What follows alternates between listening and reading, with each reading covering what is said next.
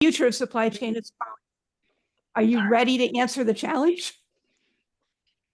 Ken, would you like to say a few words about the Massachusetts Minuteman chapter? Absolutely, absolutely. We are handle most of our events virtually. They're all free, at least for now. And I will quickly, if you want, I can share screen. Is that all right, Maggie? I'm going to stop sharing. Yes. Okay. Let's see, share. Give me 1 sec. And boom. So here's the calendar right here. So these are some of the upcoming events. You already know about Student Night. In November, we have Neeraj Shah talking about establishing a resilient supply chain with a control tower. These are all free events. You can network. If you're looking for jobs, we love to hear about it. There's a lot of professionals in these meetings. We network for a half an hour beforehand from 5:30 to 6. So join us, students. You will love it. Anyway, this will be establishing a resilient supply chain with a control tower. In December, we have Olivia doing supply chain holiday trivia, and there'll be some awards that you can win. Let's see, we have in January, supply chain resilience managing. These are all joint meetings, by the way, between our chapter in Massachusetts, New Haven's chapter in Connecticut, Northern New England, Western Mass, and ASQ New Haven. In any case, supply chain resilience, managing the global supply chain. This is with Abe, the CEO of Apex. He is the top person in all of Apex. That would be a good person to know, my friends. So you should definitely join us. Let's see, I'm just going to skip over that. I'm going to do the virtual one. We have another student night in February. Aggie will be organizing that and keep you posted on it. So don't miss it. Save that day, February 12th. In March, we have how project management relates to supply chain, a different way of thinking. How is project management integrated into the certifications? Paul Moriarty and Neeraj will be teaching that. In April, we have a quality presentation from Dr. John Zellum, Managing Organizational Silos, a puzzle you can solve. Team building, in May. That'll be Olivia again, and she's going to be doing a great presentation on team building. Let's see. And then in June, we have our on-site event at the Danvers-Port Yacht Club, where we install all the new officers. It's amazing. So we hope to see you there. Let's see. When this event is done, we are recording it. It will be posted. And let me show you where it'll be posted. Give me a second. Right here. No, it keeps my computer. And why don't you just put the link in the chat? Past presentations. Wait, there we go. Application Windows, share. There it is. So I will put this link in the chat, but this is where all of our past presentations are. You can see the recordings. By the end of this week, we will have this one up as well, student night. So you can definitely attend. We look forward to it.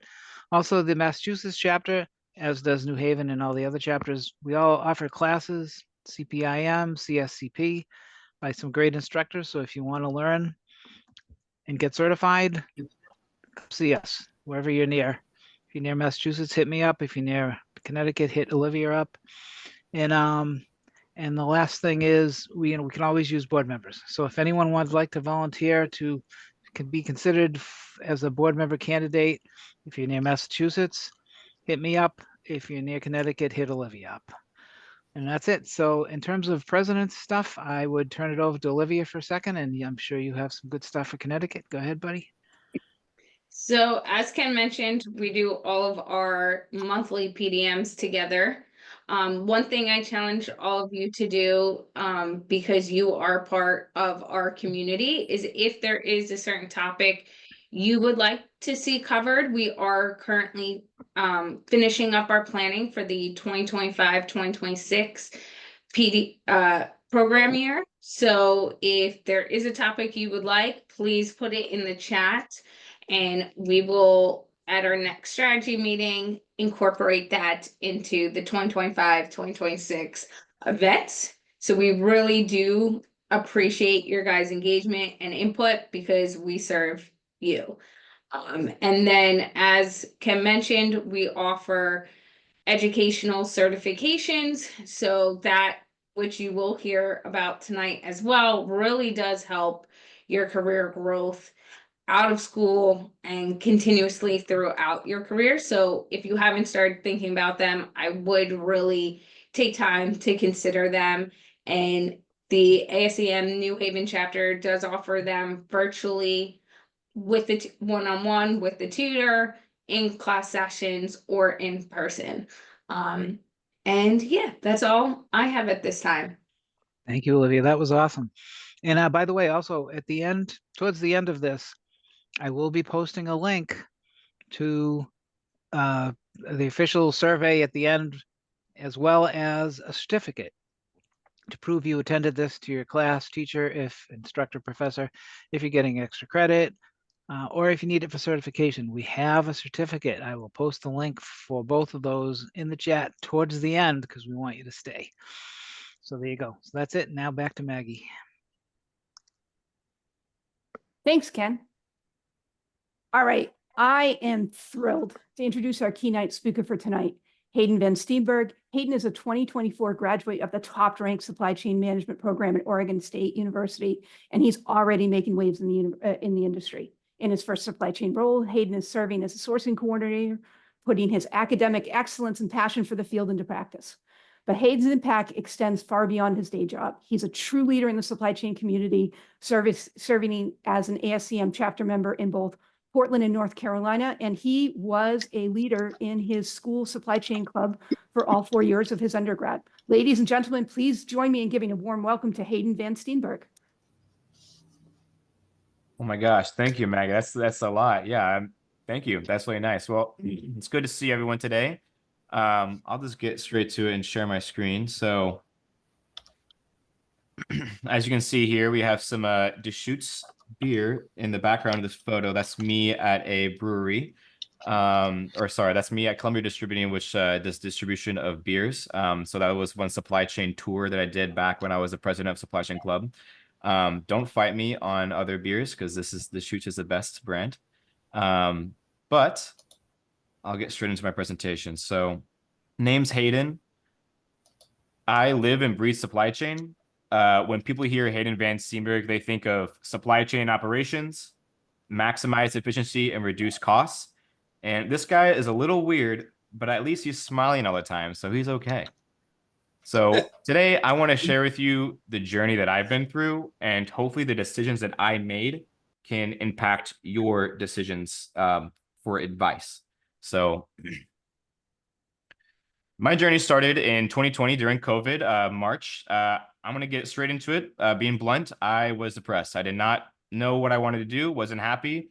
I was broke. I didn't have any money, and called my mom up and I asked, hey, Mom, I need to figure out my life. And she says, well, you should go to college because it's doing something is better than doing nothing at that point in my life, at least. And so I'm applying to these colleges, gone to Oregon State, arrive at Oregon State in the fall, and I was still in the same problem. I still had no idea what I wanted to do. I was taking these classes that weren't really oriented to business yet, a lot of general education classes. I couldn't figure it out what I wanted to do. So then I called my dad and I asked him for advice.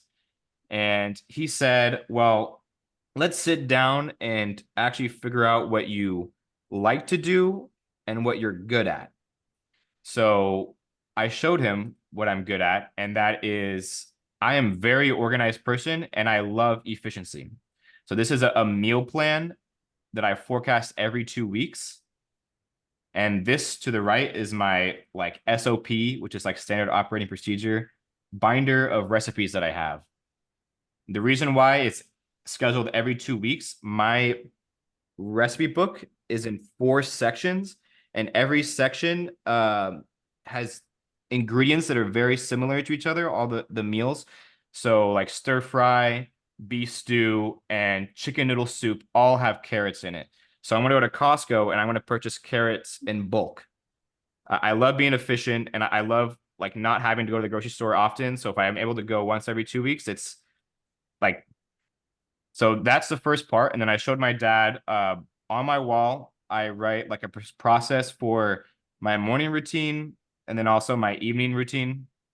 and it's to like maximize efficiency so I'm not wasting time when I'm waking up or going to bed.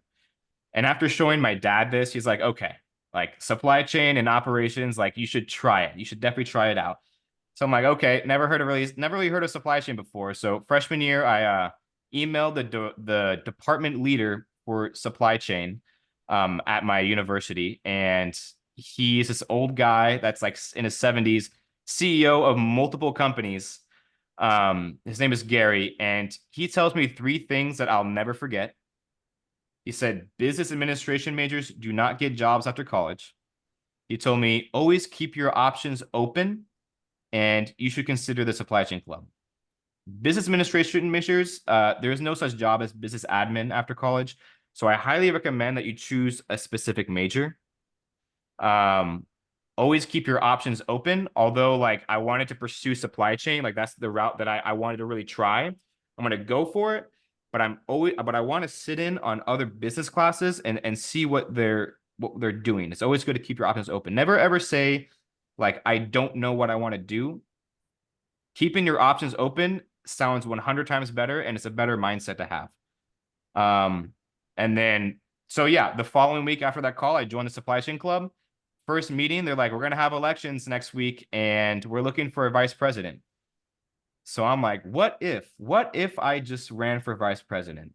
And that's what I did, and I won. And that's when my career in supply chain really started to skyrocket. So here's after that, I got some internships. So I worked at Slakey Brothers as an operations intern.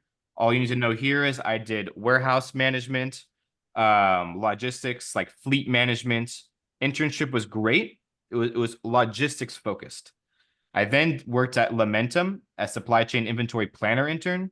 So here I was a planner / buyer. So I did the actual purchasing of materials for semiconductors. That internship was great. I then worked at, or I then promoted to president of the supply chain club. And I asked the dean of the College of Business to sponsor supply chain certificates from ASCM. And we were able to get 15 certificates for 2 years for the ASCM planning certificate and the ASCM procurement certificate that they've talked about on this call earlier. Keynote, every interview I've been on many, and I talk about these certificates. They're like, oh yeah, ASCM, I know about them. Every interview they're gonna have in supply chain, they'll know, and it gives you good respect. And I'm not just endorsing ASCM, I'm just spinning the facts. So now today I'm working as a sourcing systems coordinator. So I work in the sourcing department for a doors and windows company. And there we're working with suppliers to source raw materials or indirect materials. We can talk more about that later, but so this is some of my journey. On the left is me at the club, my supply chain club, and in the middle, that's me at Slakey Brothers, fleet management. On the right, that's me in a fab for semiconductors. So yeah, cool stuff. And now I want to talk to you about today. And so I'm really good and talented at supply chain, but it's not until I really looked back at the past that I really realized that this career is fulfilling for my vision and my goals, what I want. I'll describe what I mean. So my first vision is to increase the standard of living for Americans by reducing operational costs and increasing quality in commercial products. I work at a company that sells windows and doors. So if we're able to sell windows and doors at a cheaper price, therefore the housing or price of housing is going to decrease so Americans can have a higher standard of living because they can purchase housing. So it has a direct impact on people's happiness because it's cheaper housing. So that's one reason why. Another reason why is optimizing efficiency in commercial organizations by automating operational processes. I love automating things, and I think that people like if they will automate things, they have more time on their hands. So that's another thing that I like to do in supply chain. And the last one is I want to inspire people to be optimistic and empower them to be better versions of themselves. Keynote, my whole vision, all this stuff right here, you can't do it much better in any other career. Supply chain is screaming like all three of these right here, especially the inspire people to be optimistic. In supply chain, like you are working with people all the time, every day. Like if you don't like working with people, like go be a software engineer. Like this is not the career for that. You're working with people often. As well as that, for fulfillment, I'll give you an example of if you're an investment banker, like you are pretty much working for wealthy people and you're just making money for people above you, and like there's no like actual product or value being created for society, in my opinion. I guess you're trading stocks, but there's no like product that's being created. Yeah, it's more lucrative. You'll make more money than supply chain. Supply chain is lucrative too, but there's a reason why you have investment bankers jumping off of skyscrapers every year, because there's no fulfillment. And supply chain, like there's fulfillment here. You're actually providing a service for society. So yeah, that's pretty much my spiel. Maggie, I don't know how much time we have left, but I'm open for questions if people have any. Yes, someone raise their hand. We definitely have time for questions. Shout out your question.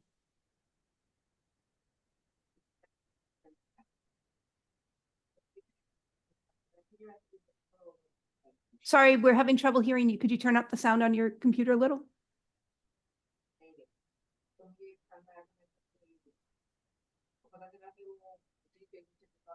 No audio. You want to type it in the chat? You might want to type in the chat.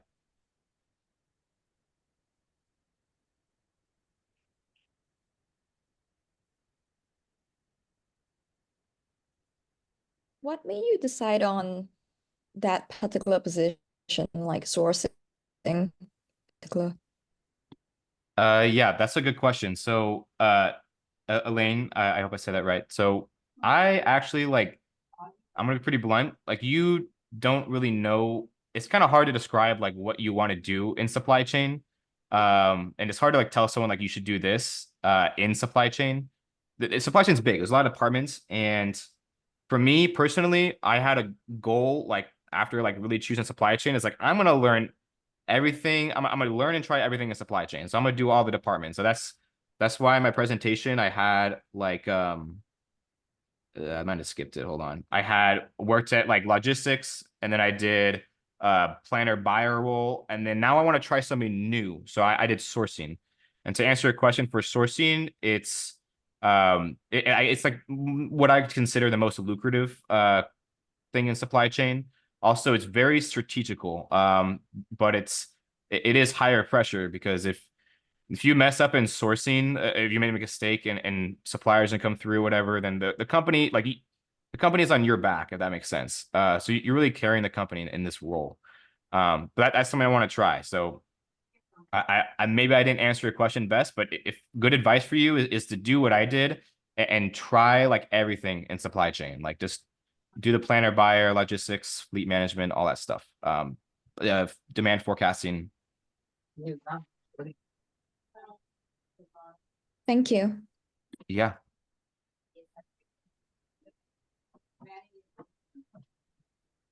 So Hayden, you moved across the country for your new role. What's the most surprising thing about living on the East Coast versus the West Coast? South is way too hot. It's too humid here. Sarcasm aside though, the difference, I guess the reason why I did make the move, I had other opportunities for my career on the West Coast, but it's good to try new things and learn new things, which is why I took a risk to move all the way to Charlotte, North Carolina. And I originally grew up in California, went to Oregon State, so Oregon. But it's good to try new things. And this opportunity was in sourcing, which is something that I always wanted to try. And I just wanted to give it a shot, and I haven't regretted it. Take risks, go try new things. Like you won't regret it. It's good stuff.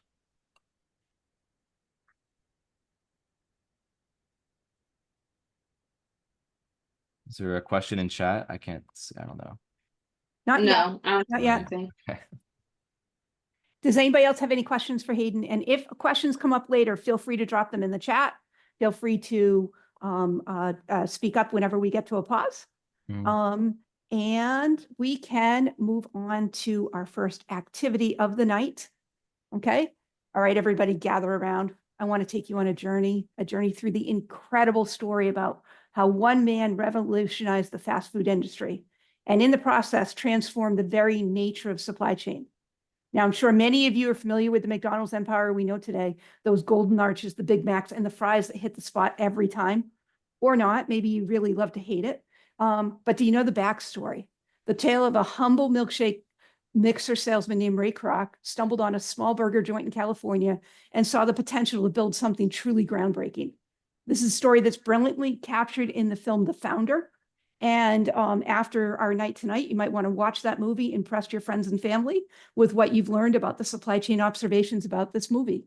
It's a riveting account of how Kroc, through sheer determination and a visionary mindset, took the McDonald brothers' simple but efficient operating system and scaled it into a global juggernaut. But at the heart of this transformation was a radical rethinking of the supply chain.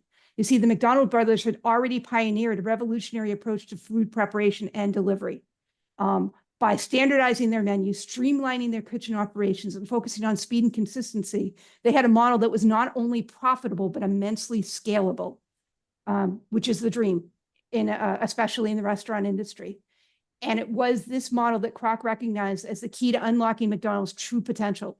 So as Kroc set out to expand the franchise nationwide, he didn't just replicate the brothers' methods, he took them to the next level. He forged strategic partnerships with suppliers, implemented cutting-edge logistics and distribution systems, and drove a relentless focus on quality control. In essence, he transformed McDonald's into a supply chain powerhouse, one that could deliver a consistent, high-quality product to customers no matter where they were.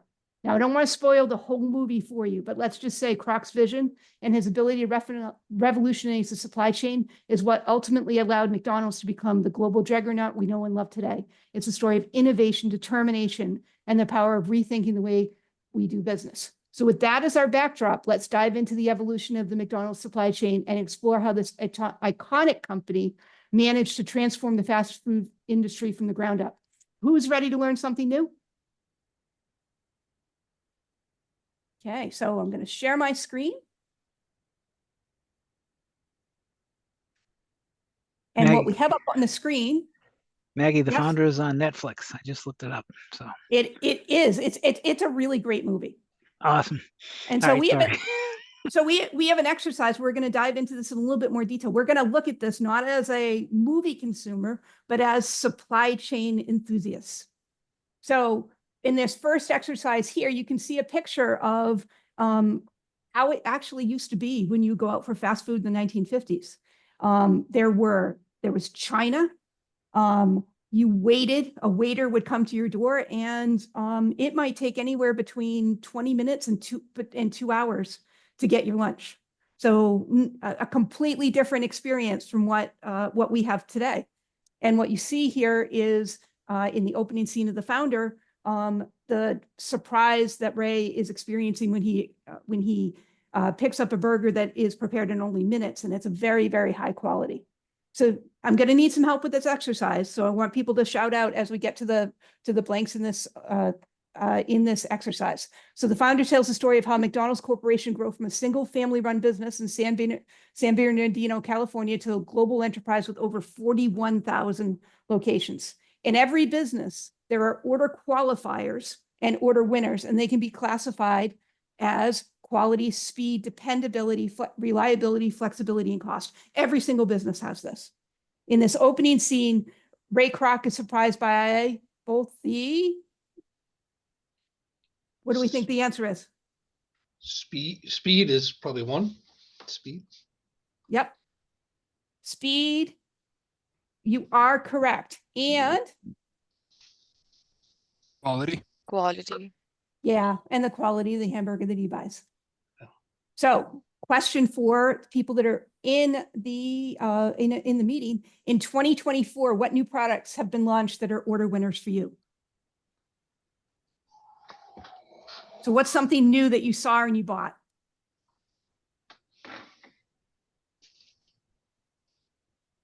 I know the chicken and rice guy food truck is kind of good. Anything else? Anyone else have anything that they have noticed or purchased in the past year that they think is really outstanding? For me, I'm not sure if it was 2024, but the Quest 3 when it came out. I think VR is a really interesting industry that's coming out, so I wanted to get one, so I did. It's a really cool piece of equipment. It is really cool. Anybody else have some things that they've bought that they really thought was really outstanding?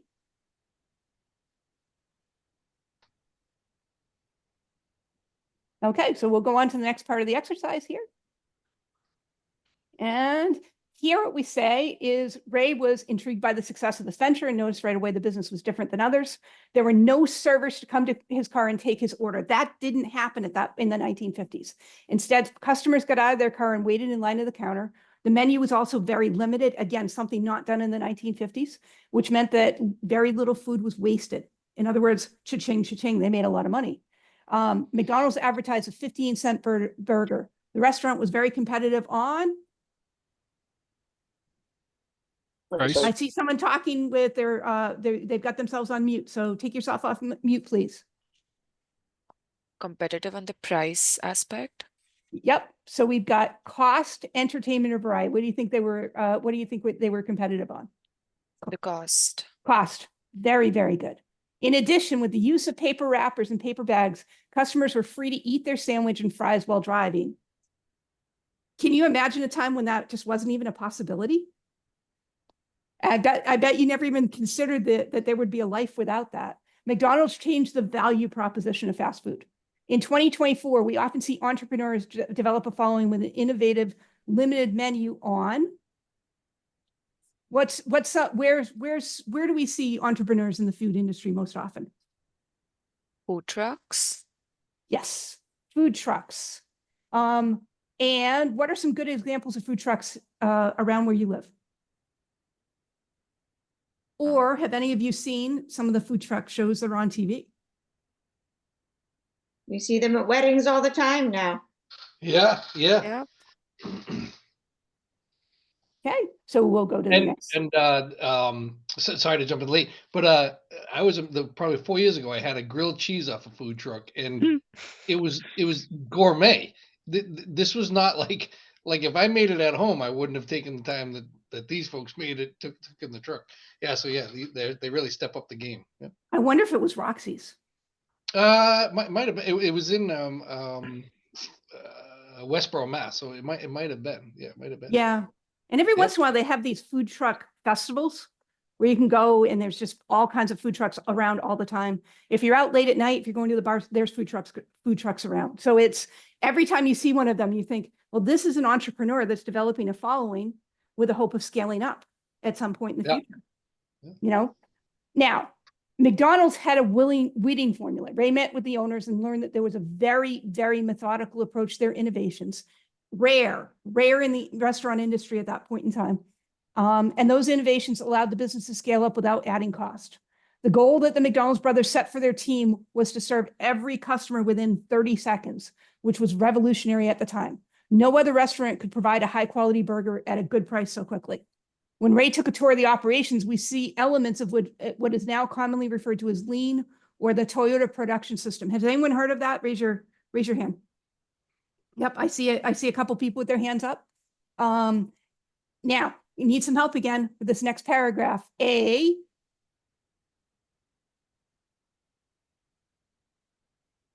Our choices are micromanagement was defined, a standard work processes, or a hard work was defined. What do we think the right answer is here?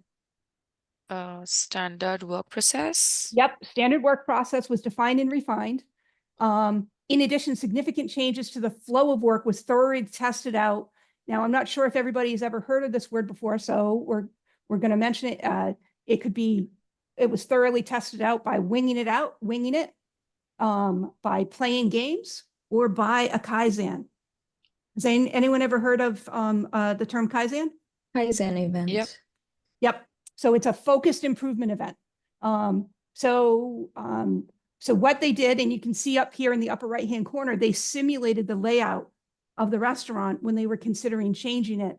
And they had individuals come and walk through the motions of doing their daily job. And there was someone there with a stopwatch to identify whether or not the flow was optimal. And that was a very specific part of their training and how they could manage to move so many meals through such a small space with such a small amount of people. Okay. Although Ford had great success applying similar concepts to automotive productions, the McDonald's brothers were the first to apply these methods in their industry. Now, dun, dun, dun. As the McDonald's business continued to grow, however, the brothers were challenged to maintain the standards that the customers had come to expect. Even with the introduction of, help me out here. What do we see? What do we see in the pictures? Assembly line. So we've got, even with the introduction of cool toys, automation, or worker torture, which do we think it is? Automation. Automation. Automation. Gonna go Okay. automation. The automation, we're faced with a bit, which strategy for business? All right, we've got some choices: disaster, expansion, or gobs of money would serve their business. Which do we think is the right choice? Expansion. Expansion. Expansion. Expansion. So in the family business, they were self-funding the new locations. The choices that they had are, as a family business, they could reach into their own pocket to pay for new locations. That's what you see often in very small businesses. They could franchise. They could sell the opportunity for other people to put the McDonald's name on their business. They could license, or they could do a joint venture. In a fateful decision, the McDonald's brothers agreed to. Franchise? Wait, no. I'll give you the choices. In a fateful decision, the McDonald's brothers agreed to blow up their business, to enter in a joint venture for their business, or sell the business. Which do you think they did? Joint venture. Joint venture. Joint venture. They did do a joint venture and soon ran into challenges. With an expanded business, they did not have the level of control that they needed as a family business. So many businesses run into troubles when they start to expand. And they grew very, very quickly. The business struggled to generate what are our choices here? Unicorn farts? Cash flow? Pixie dust? What do we think the answer is going to be? Cash flow. Cash flow. Cash flow. flow. The business struggled to generate the cash flow that would support the higher cost of maintaining the multiple locations while expanding aggressively. The brothers and Ray had radically different solutions for this problem and soon could not work together. The McDonald's brothers and Ray Kroc dissolved their partnership, and Ray moved to a franchise model. And that's also common in businesses as well, that what works when they're very small, as they scale up, they need to move to a different model. With the help of financial advisors, Ray fundamentally changed the mission of the company from a restaurant to real estate. I bet, did anybody ever know that that's what McDonald's is about real estate? His revenue model became leasing properties to franchise owners and buying unique properties or properties in prime locations. And so here's some examples. Has anybody here ever visited a really unique looking McDonald's? Yeah. Yes. So and this is the types of things that you learn in supply chain. You also learn examples like this as part of some of the courses that we offer. So that was fun and exciting. And I really like to thank you for your participation. Great stuff, Maggie. Yeah, great tour through supply chain and a little fun along the way. Yeah. Now, it is my pleasure to introduce our next speaker, Olivia Atkin. Olivia is a true powerhouse in the world of supply chain and personal professional development, a two-time graduate of Quinnipiac University. Olivia distinguished herself as a dynamic leader during her time on campus, serving in key roles within the school supply chain club. As a host of Achieving Success with Olivia Atkin, she's shared inspiring stories from individuals around the world, reaching listeners in 29 countries across all 7 continents. But Olivia doesn't just talk the talk. She also provides personalized consulting services to help others launch, improve, and strategize their own podcasts. Ladies and gentlemen, Olivia Atkin is the embodiment of what it means to be a trailblazer. Her boundless energy, innovative spirit, and unwavering commitment to helping others achieve their goals make her the perfect person to share her insights today. Please join me in welcoming the incredible Olivia Atkin. Well, thank you for that awesome introduction, and hello, everyone. It's great to be here today. And I'm excited to talk to you about something that does not get talked about as much within supply chain management, and that is soft skills within supply chain management, and how these are often overlooked abilities can not only help you get a job, but also build a very successful, long-lasting career. When we talk about supply chain management, most people immediately think of hard skills, things like inventory management, logistics planning, or data analysis, and more, some of which were brought up previously. While those are all very important, what many don't realize is that soft skills are just as crucial, especially in today's dynamic, technology-driven landscape. So I'm going to break down a few key points for you. Communication skills. Supply chains are incredibly complex, often involving coordination across multiple teams, companies, and even countries. Your ability to communicate effectively, whether it's with suppliers, customers, or team members, is paramount to the success of a project.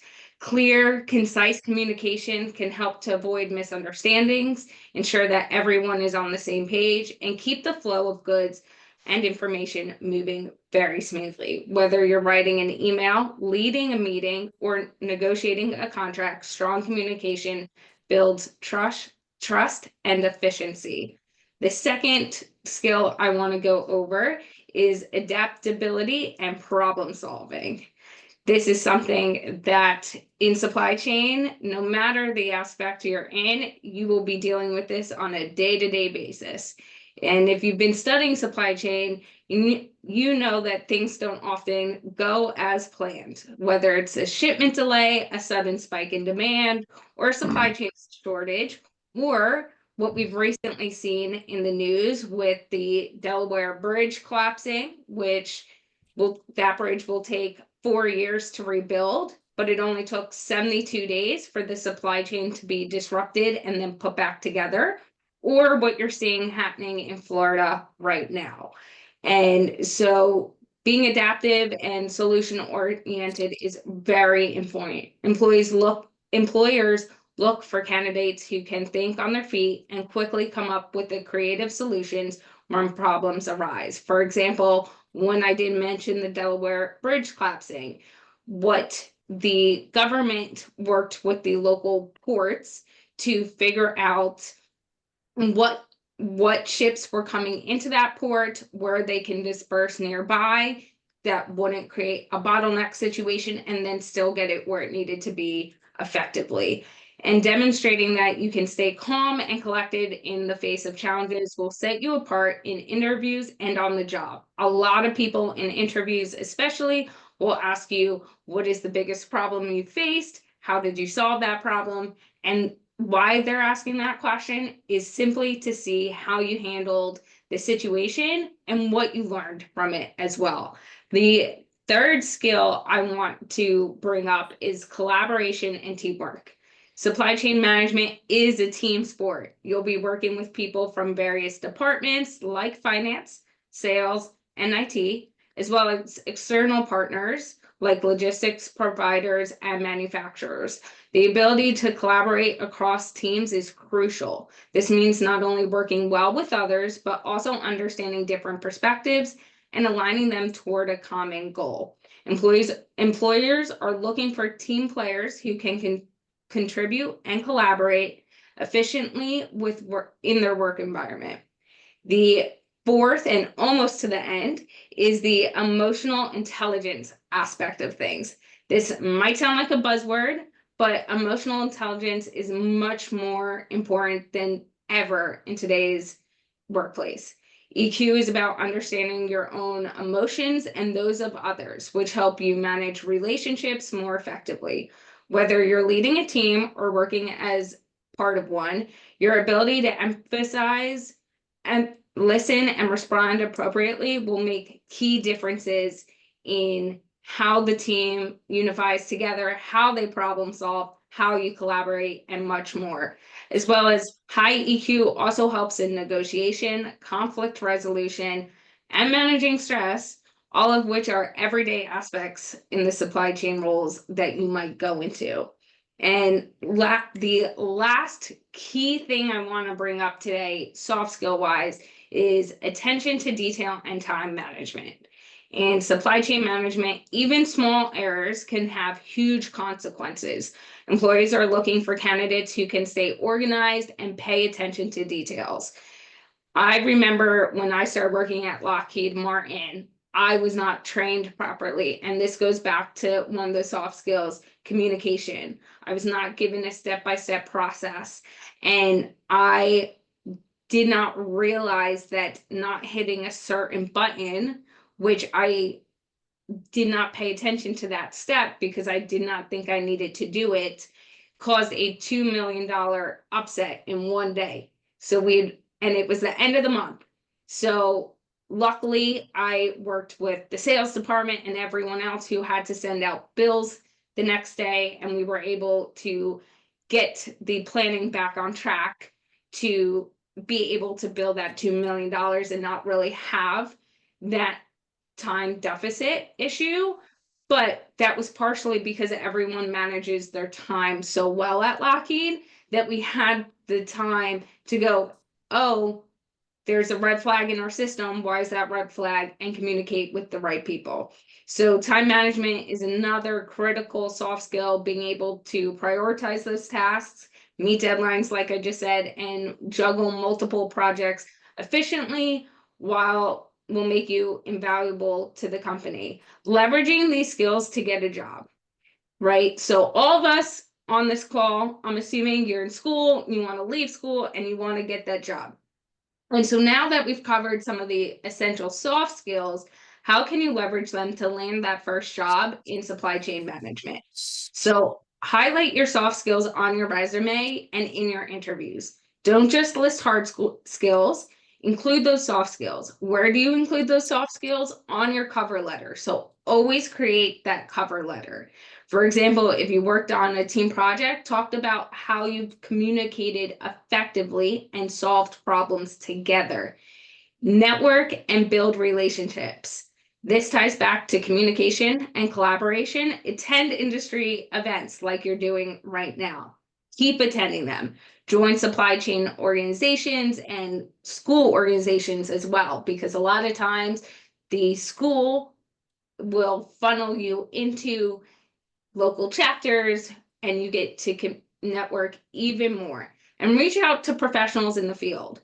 Your ability to network can often open doors that a strong resume cannot do alone. Realize that you want to build relationships so people will go to bat for you, will let you know when jobs open up. And that gets done by not just saying, hey, I want a job. Really building those relationships out is the key differential, especially when there might be 5 candidates that look exactly the same, and what is going to set someone apart. Lastly, internships and volunteer work.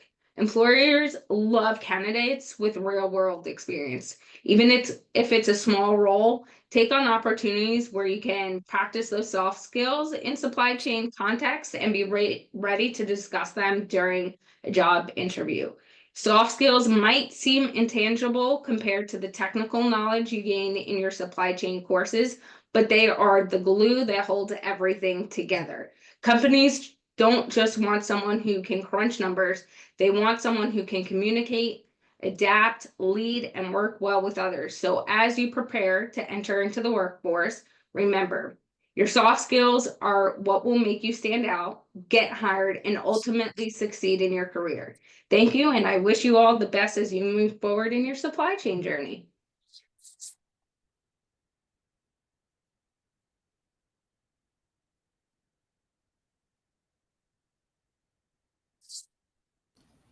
Excellent. That So was I'll great. start, I'll start with the questions, and then I'm hoping that there's a lot of other questions for Olivia as well. Olivia, what do you think the most important soft skill is? It's really the emotional intelligence. I think that really goes into everything we do. And with so much being on computers nowadays, whether it's Zoom meetings or, just networking, you're FaceTiming your friends, there's little things that in emails you can't be able to pick up. But when you can, even on a Zoom call, you can't see my whole body right now. So you don't know if I'm crossing my arms, you don't know what I'm doing. So you need to be able to, in these situations, zoom in on my tone of voice. Am I getting a little agitated? What are those small features in my face actually portraying? So you know how to pivot the conversation accordingly.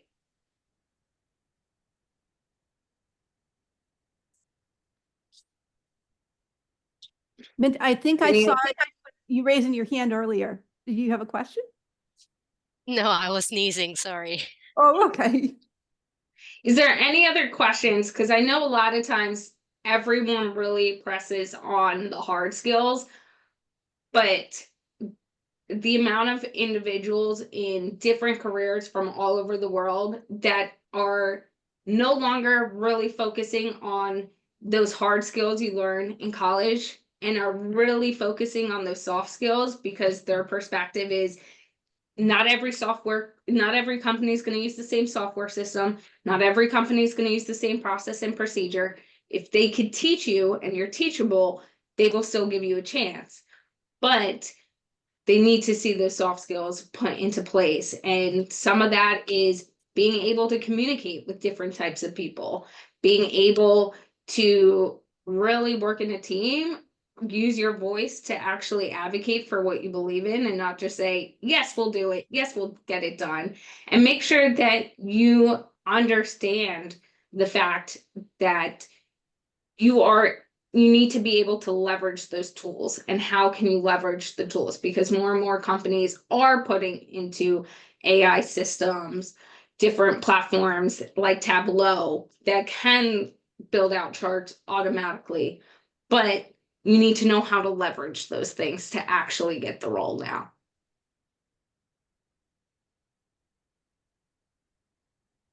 What about as an undergrad? Where do you see the greatest opportunities to develop soft skills?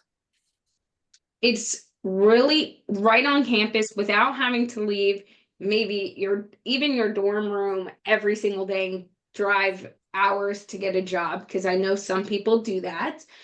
Is joining clubs, joining organizations, right? I was in Greek life, for example, and there's a number of leadership roles, number of ways to get involved, even within the community. You can join a school group, an ISCM chapter, for example, entrepreneurship. Do things that give you different insight because if you know how all the pieces fit together, and that's a big thing within supply chain, you'll be able to pivot when you need to pivot. I remember working in professional sports, and the reason I was the youngest intern to ever work at the New York Giants was because I was able to communicate. I was able to get experiences and willing to learn. What got me to stay on for 6 years was the fact that I took time during my university to learn different aspects, to understand how the PR department interacts with player engagement every single day, what they each need to be most efficient, what the community outreach actually needs, so that when we all work together as a team, we can be most effective and efficient as possible. And so I think really taking the time to learn different aspects of business, learn how they integrate together, and maybe, you do something where it's outside of your actual major will give you a different perspective, as well as you get to now be the thought leader in the supply chain realm within that organization.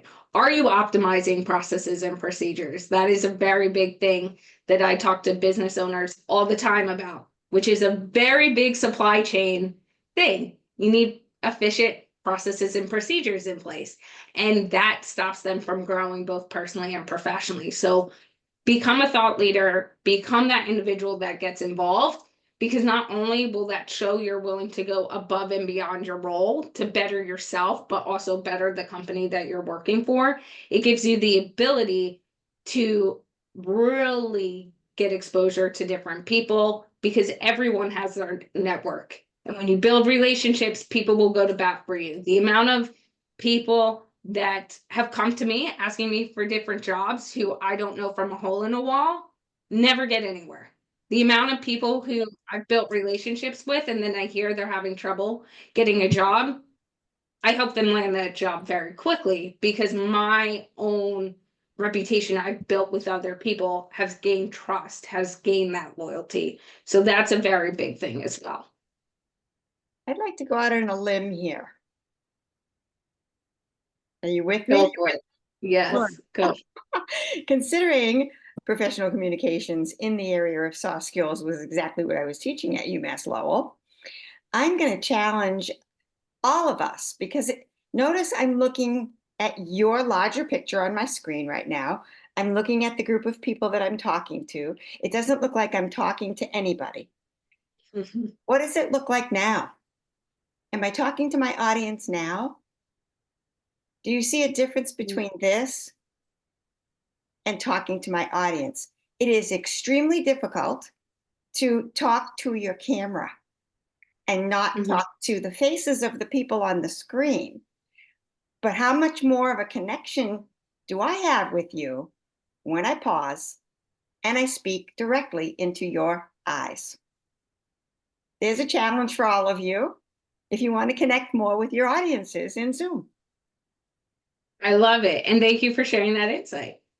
Because you are an excellent speaker, Olivia. You pause. Thank you. You're speaking so clearly to your audience. You're not only reading your notes, but you're actually ad-libbing about them. And when you look up like that into your camera, you're looking right at me. And now I've got a connection.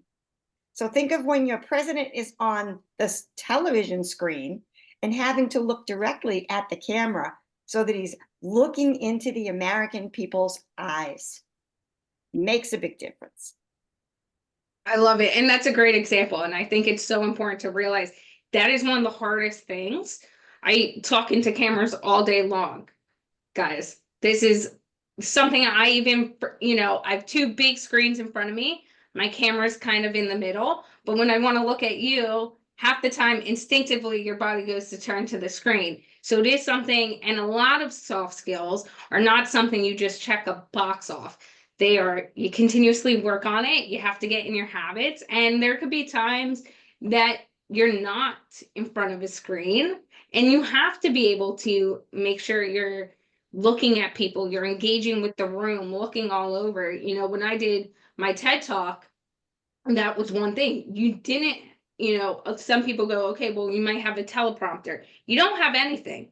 And so if you don't think about how you can communicate and connect with the audience, they don't want you to be a TED Talk person. There's certain things that will set you apart. So you really have to go, what am I good at? Where are my soft skills I need to improve? And that can change quarter to quarter, year to year. And it's okay to do that. But you need to also be honest with yourself on where things lie. Now you can tell me, Olivia, is it helpful to you if as a listener, I'm looking at my camera? Does it feel more like you're talking directly to me? It does. And the thing is, as well, is when you're doing multiple things at once or you're not looking, your listening skills go down because it's a more passive listen. So if it's something you really want to get knowledge and strip away and be able to better improve, you need to be paying attention to your screen. And that's one thing. I'll use the podcasting space as an example.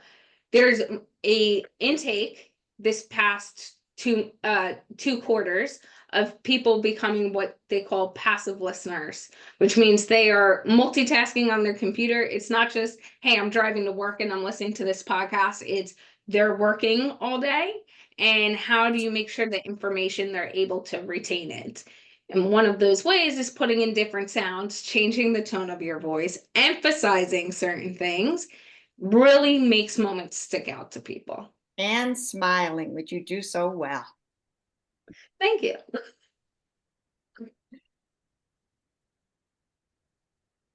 Are there any other questions for Olivia? Oh, it looks like Ken does have a question. No, that's just a react. Got to clap. Oh, you're just I don't want to clapping make any hands. noise, so I'm clapping silently Okay. with the react button. This has been wonderful so far, by the way. Yeah. Anyone have any other thoughts and comments? Okay, well, thank you for having me. Wonderful.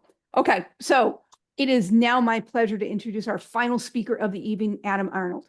Adam's a rising senior at Northeastern University, where he's pursuing a degree in supply chain management. But Adam isn't just a dedicated student. He's also gaining invaluable real-world experience through an internship at Zoll Corporation. As a supply chain intern at Zoll, Adam has had the opportunity to dive headfirst into the dynamic world of supply chain operations. Adam's analytical mind, problem-solving skills, and passion for innovation have made him an indispensable asset to Zoll's supply chain. Ladies and gentlemen, Adam Arnold is the embodiment of the next generation of supply chain superstars. His blend of academic excellence, real-world experience, and boundless enthusiasm make him the perfect person to share his perspective on the incredible opportunities that await you in this dynamic field. Please join me in giving a warm welcome to Adam. Hello, can you hear me all right? Yep, you're good. Perfect. I got my presentation here shared. As stated, my name is Adam Arnold. Currently going into my last year at Northeastern. It's been a good ride so far. I've had a wonderful time at the university and have had a lot of great opportunities here. One of them being my internship at Zoll. Currently, I am a purchasing co-op there. I've been working here since June, July. So I've been here for, feels like it's just been a couple weeks, but for somewhere around 5 months now.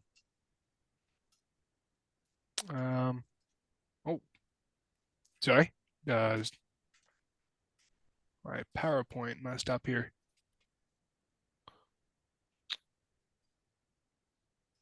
There we go. So going to my background here, my current degree is business administration with a concentration in supply chain management, and then additionally an art minor. Art minor a bit out there, not exactly the tradition, but it's just something that I'm very passionate about, and it lets me express some of my creative. Definitely is something I've enjoyed having.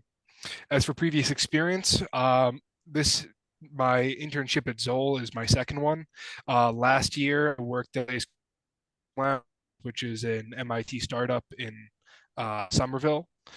I worked there in the customer fulfillment, much like Hayden. I wanted to kind of diversify my experience. So in my first internship, I worked on the customer fulfillment side, which is a bit more forward facing, where you're interacting a lot with sales, customers, the 3PL warehouses. And then here at Zoll, I've worked a bit more the back, where I'm talking to more buyers, suppliers, working to make sure the POs are getting processed, everything like that. So it's been really cool getting a bit of the dichotomy of the two different main side of the supply chain. Obviously, there's a lot more fields like allocation and half a dozen other ones, but I'm happy that I've kind of got to see the main front and back end of it, which has been really interesting. Going on, there's a lot of reasons why I chose supply chain. When I first started at Northeastern, I bounced around concentrations a little bit because obviously you don't know what you want to do when you first start out at college, and it's natural to take a little bit of time to figure that out. Went between corporate innovation for like consulting. I've gone to marketing, went to design for a little bit, and I settled in supply chain because I took the intro to supply chain class, and I just captivated me and I was really interested by it. Some of the reasons for that are the large scope of responsibilities. I really enjoy that every day when I go into work, I have something new to do. I have something new that I can learn. I got to be looking at data. I got to see where that data comes from, what it's good towards. And sometimes I even get to work on making tools that allow that data to be used in other places. I think that's really interesting to have that dynamic work environment, just because I think it's very important to, keep in mind with learning. Along with that, I really enjoy creative problem solving and continuous improvement. Started to a bit more at Zoll in projects and get put on more teams to work on different projects, which has been really nice. Starting to work on our SDA reports and cleaning those up, how usage rates work into that. But at Formlabs, I made a lot of tools that looked at 3P warehouse planning. It was really interesting to get to see where all of our customer base is in the Americas, see where those all go, and then if we put a warehouse here, how would that affect our coverage? The other thing that's really nice is there's multiple career paths. Already in college, I've explored 2 large ones, and there are many more that I can go through. I think that it's all that with this kind of degree and this kind of career trajectory, you can go in a million different directions, all more interesting class, and I think that's really cool. It's also really good to have that cross-functional collaboration. Like I said, you're going to work with a lot of different teams. Supply chain, it really is the backbone of every. So you need to work with other teams to know what's going on. Obviously, customer fulfillment or sales and services, and then purchasing, you're working with the buyers and your warehouse or more your production floors and such. And yeah, it's a really awesome field to be in. Here is the purchasing co-op position. It is a closed position at the moment. I currently hold that title. I believe they're still looking for someone for the next semester. So as you can see, under general supervision of the manager, responsible for assisting in planning and purchasing of materials to support the production line. So far on my day-to-day, I'll turn requisitions into purchase orders, help out and hop in some calls to kind of supervise on some meetings. Currently, we're switching over to the Oracle Cloud, so I've sat in a lot of the onboarding meetings for those to see how buyers switching from processes that they use now to how they'll be using them in the new system. So it's really been interesting getting to hop into all of those different calls and see different sides of the business. Even though I'm just a co-op, it's still I'm an integral part to the team, and it's really cool to see. Yeah, so that's what I have here. I'll leave up the open position, and I'd love to have some questions about my experience here at Formlabs, about education, anything like that. Any questions you guys have, I'd be more than happy to answer.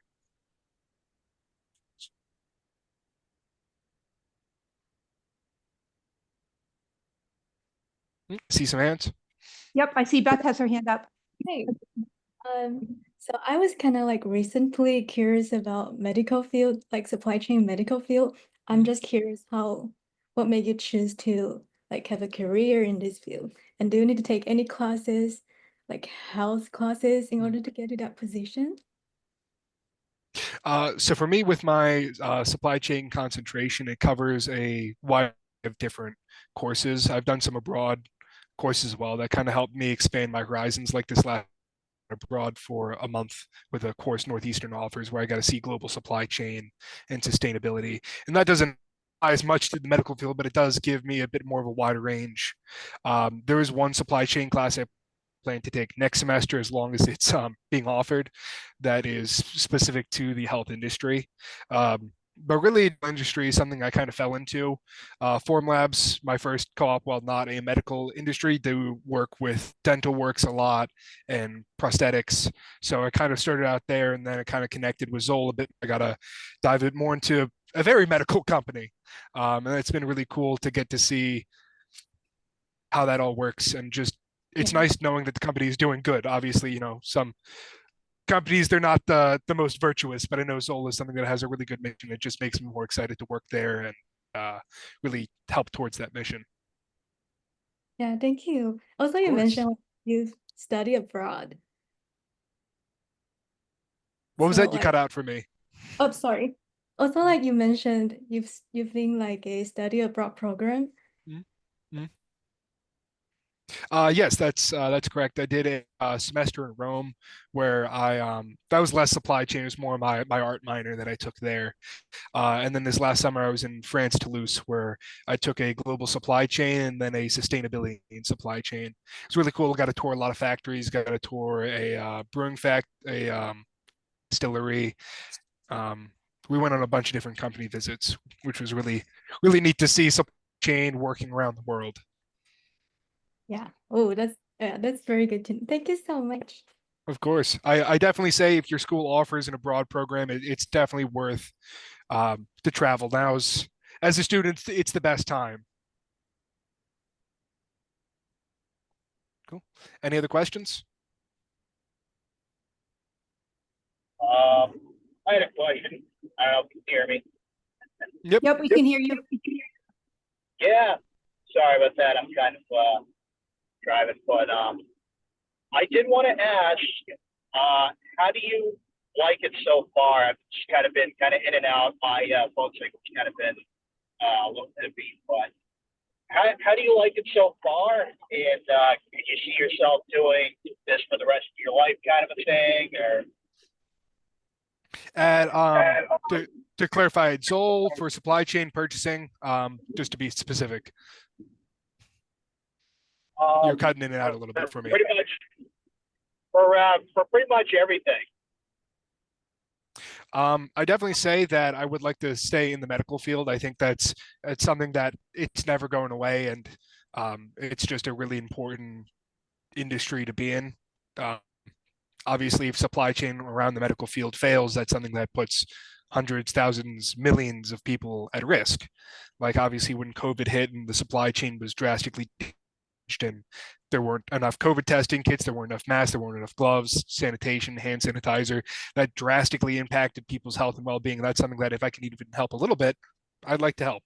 At Zoll, I really love their mission statements and how hard they've worked to keep true to those missions. One of the coolest programs that there is they offer CPR with the defibrillators, and upon completion of the course, you get a Zoll defibrillator, so you can keep on you in case you ever need it. Obviously, you hope to not need it, but it's good to have it and need it, and than to need it and not have it. So I can definitely see myself working at Zoll.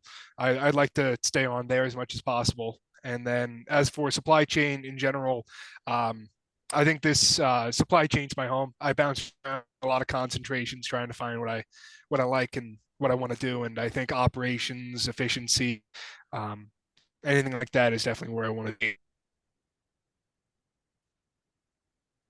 That's really cool. So I'm actually I'm an accounting major at the moment. I actually switched from MIS to accounting, but I also have a background in truck driving, and that's what I did as kind of like a trade. And I'm over here trying to get my bachelor's degree, and I was just kind of thinking to myself, okay, like I have like a special situation where I'm trying to get my bachelor's degree sooner rather than later. And so I feel like, with accounting, just the bachelor's is not really going to cut it. You obviously have to go for your CPA and everything to make them better. So I'm actually thinking about switching over to, well, I go to UMass Lowell. They call it the Analytics and Operations Management, which covers supply chain management. And I was actually thinking about maybe going into supply chain management. So I know you're probably the perfect person to talk to in that regard. Yeah, of course. Yeah, of course. And I did want to ask you, sorry, last question. In general, like what is like the salary possibility in general? Like I'm not asking your salary, I'm sure that's probably personal, but in general, what is like the salary scope for a supply chain manager in any industry? Yeah, of course. It definitely varies by obviously size of company and that kind of stuff. But statistics from Northeastern, they post what the average starting salary is for their different majors, their fields. So for supply chain management specifically, they're covering for like purchasing, allocation, customer fulfillment, and there's two other ones. And usually that ranged from about like 70 to 85,000 starting salary is what they had. Maybe 65 to 80. It was somewhere in that range is the salary, at least from Northeastern statistics. It definitely varies based off experience, size of company, and position itself, just because supply chain manager at a small startup would probably not be as much as a supply chain manager at like Coca-Cola. It's it varies, but it's a strong field financially. So you can also, oh, sorry, Maggie. I was just going to say ASEM Corporate provides all that data with actually looking at the whole industry, certain roles, what that medium and range is for specific roles. So they take the data every single year from companies all over the world, roles all over the world, and they give you that range. I will say their data is probably much more accurate than what I have up here. So I would definitely go look at that for certification. So reading out the comment that Hayden put in the chat, because you did mention you were driving, he posted something from May 2024 that says the median compensation for supply chain professionals is 103. That's median. Now, I will say that between your entry level and about 3 years in, you can enjoy a increase in salary. And also supply chain is one of those fields where you tend to progress more rapidly because you have access and you are working side by side with people that are a higher level in the company. So if you were to come in as like an operations supervisor, you might not get the same level of visibility as you would have if you were a supply chain planner or a procurement person. And also keep in mind those incorporate individuals that have certifications. So one important thing is to take note on career growth and career development is those certifications really set you apart and allows you to negotiate that higher contract right out of the gate, which then plays a role. Every pay increase is based on what you're brought into the company at. So if you're at a company for 10 years and you're getting 3% every year, it's based off what you're walking in the door and what you've been able to negotiate for yourself. So keep in mind, you know, a quick story is when I started working at Lockheed Martin, I was starting at the median for my role, which even I was making almost equivalent to what my boss was making. And that's because he hadn't completed his master's. He also had no certifications.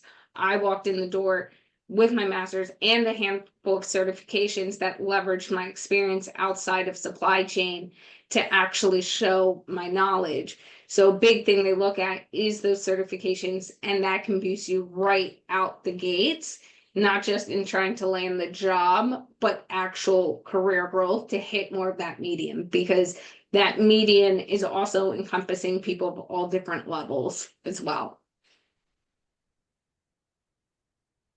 So a couple things. Go ahead, Deepak. Oh, I'm sorry.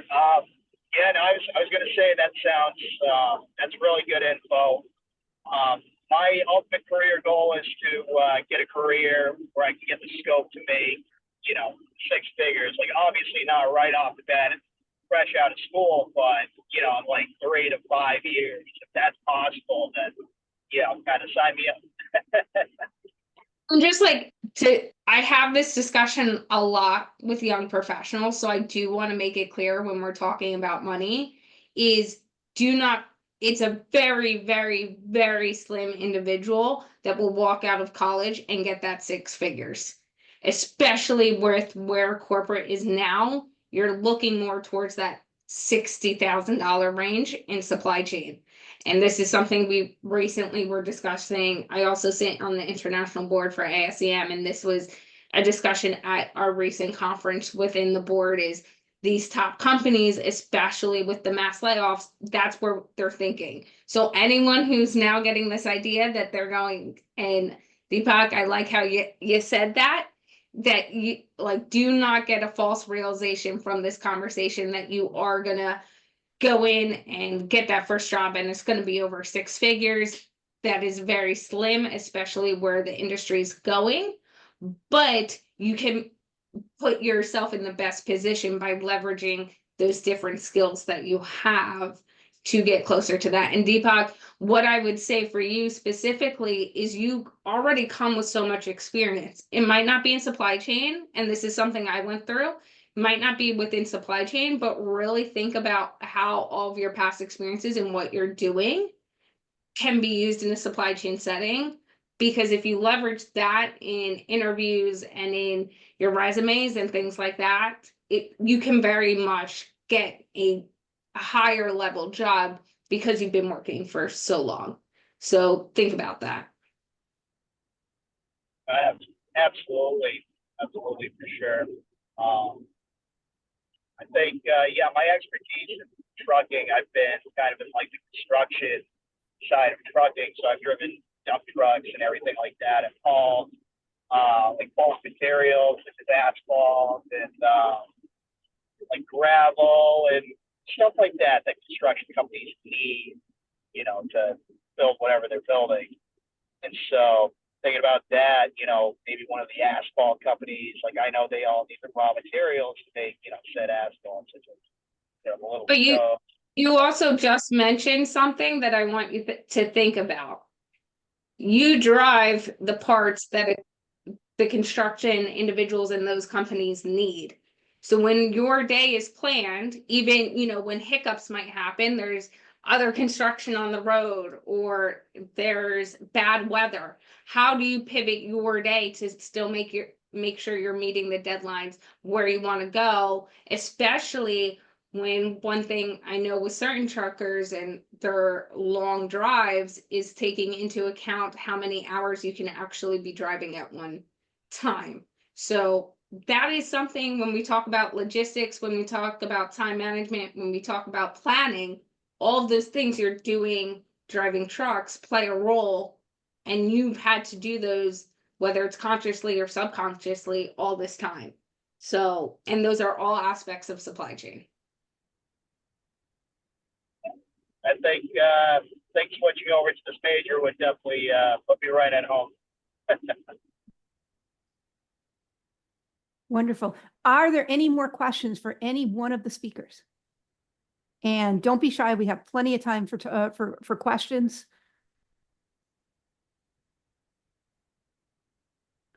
Beth?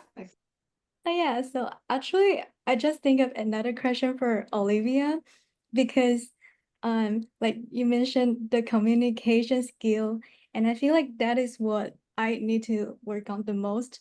So so a little of my background, I'm from Taiwan, so now actually doing the study abroad in the United States.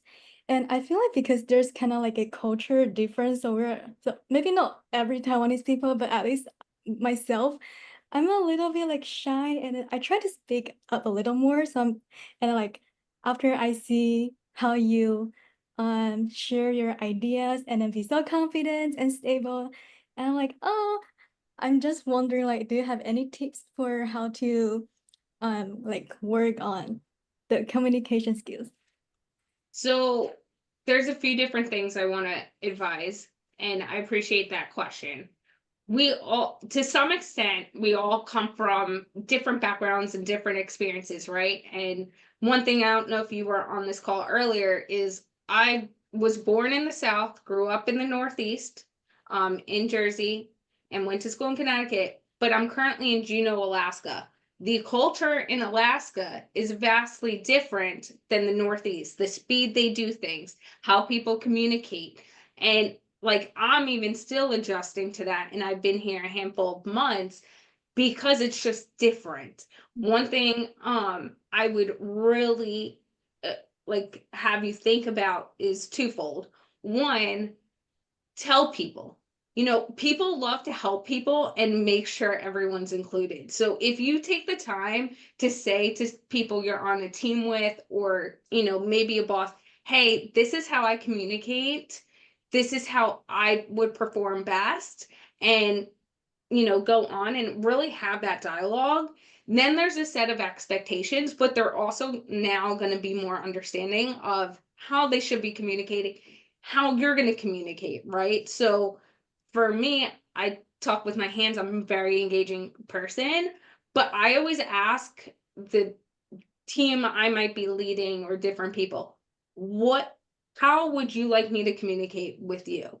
So when I'm talking to you, it might have to differentiate from how I'm talking to Maggie. How I set expectations with you might be different, but then it allows you, when you're comfortable and you've had that dialogue with your peers and with your boss or on the team you're on, it then allows you to flourish. And inadvertently, you're going to be more open. You're going to trust the people you work for because you've already feel like you've been heard. And so like that's one step, is like, be transparent. No one will ever ding you for being transparent right out the gate. What happens is when you're not transparent out the gate and then there ends up being bumps, people go, oh, red flag, right?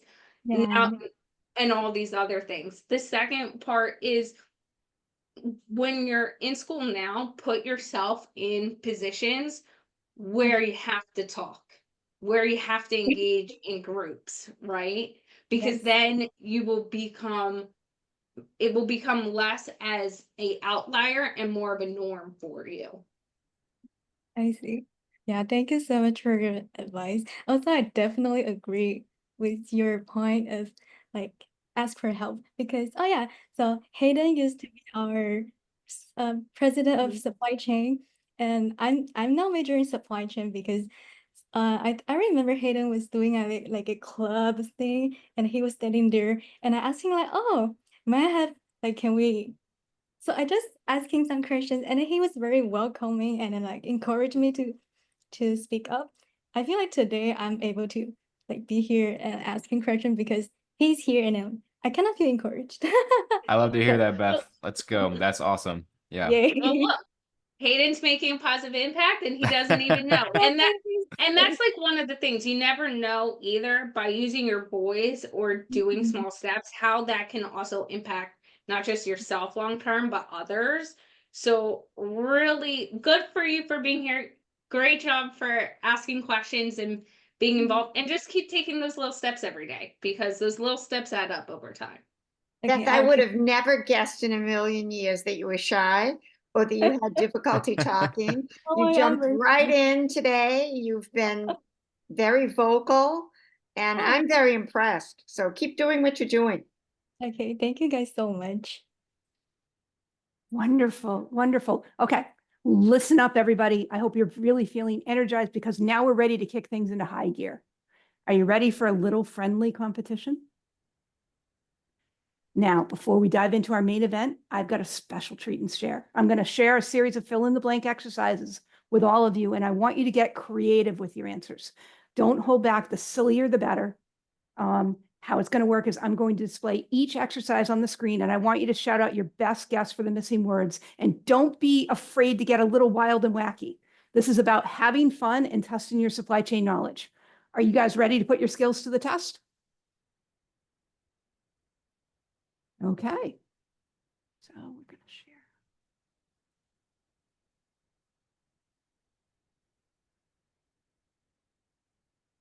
So this is the first of our exercises that are going to educate you about supply chain roles.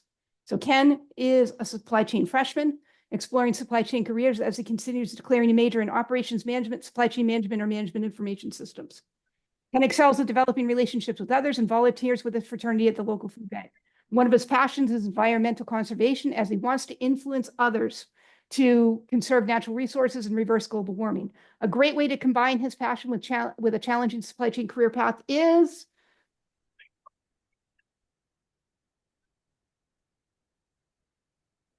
I've got some choices to warm you up. Interpretive yodeling. Is that one right? How about demolition?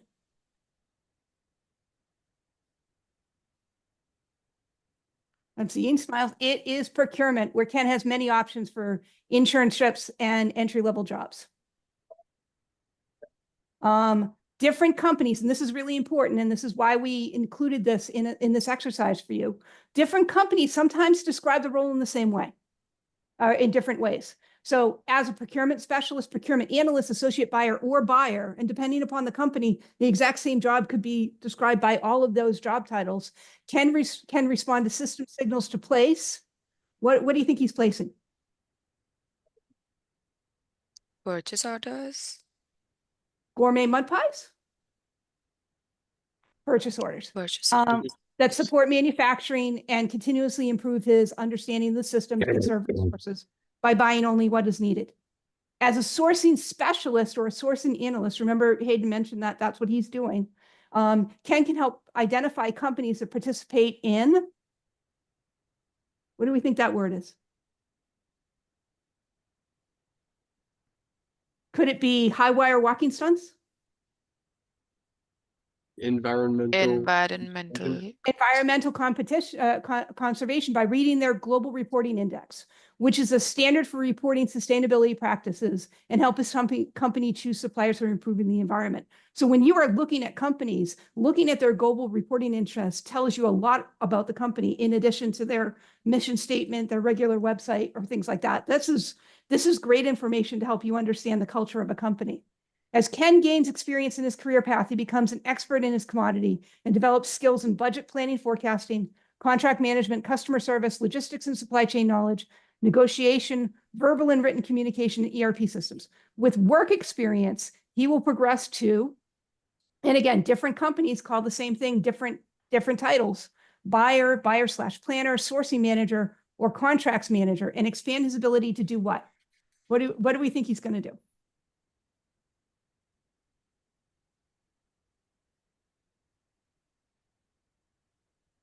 Oops. We're having a technical difficulty here while we are waiting for an answer. Anybody have any ideas? Could it be influence companies? Could it be choreograph in interpretive dances? Companies? Influence companies. So that's the first of the exercises. We have a few of those so that any individual that is interested in supply chain roles learns a little bit more about them. So I am going to put the next one in the chat.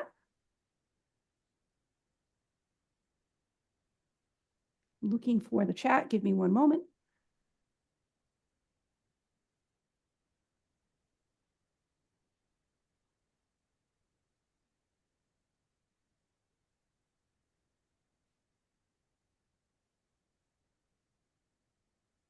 Not finding the chat on my screen at this moment, so we'll go into it. So this is an exercise about. Let's see. Our next one here is going to be a business analyst.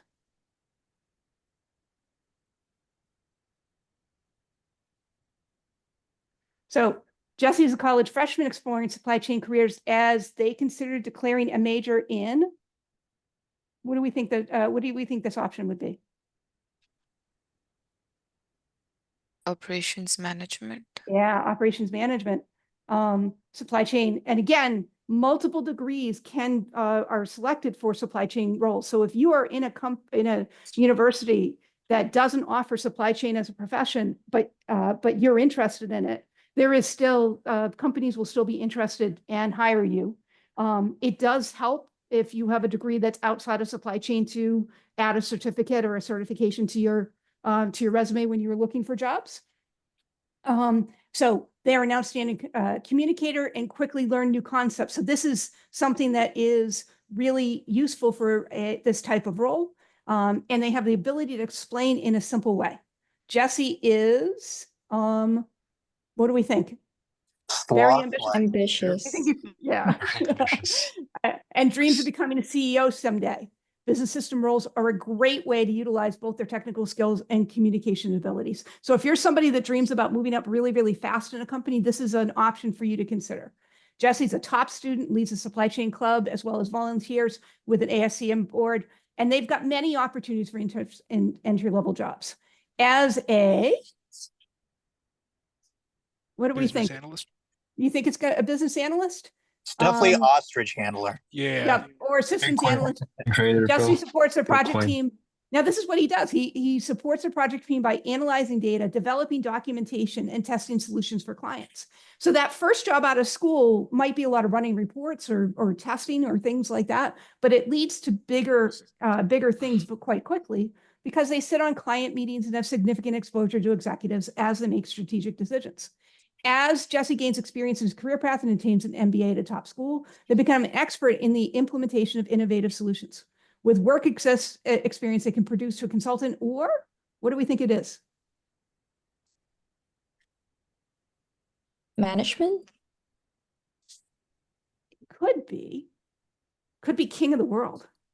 I'm thinking king of the world. It sounds up there. It does sound up there, huh? No, it's definitely Royal Food Sampler. leading to a consulting team. Okay, so let's go quickly to our next, because we are going to want to go to the main event. So next would be customer service. I do So- have to leave, but thank you for the meeting, the information. Definitely going to do more research and reach out to people in ASCM. You're more than welcome to join us at our next meeting. We are always available for questions. Absolutely. Thank you so much. Thank you. Okay, I need some help with reading these out. So, Alyssa, can you help me out? Chad is a college junior and interested in exploring careers in supply chain. Chad enjoys helping others and he is a student tutor. Chad is patient and upbeat and rarely has a negative word to say. In addition, Chad really enjoys helping customers solve problems at his part-time job at Home Depot. Chad would really enjoy a role in What do we think the answer is? Customer Customer fulfillment? service. Could be. What else? Anything, can you think of any ridiculous choices? It could be the world again. It's Artisanal cheese grating. You know, my favorite is interpretive napping. Okay. Okay, so let's keep going with our second. Beth, do you want to take the second paragraph? Oh yeah. As a customer service representative, Chad can build relationships with customer and recommend products that meet their needs. He can enter.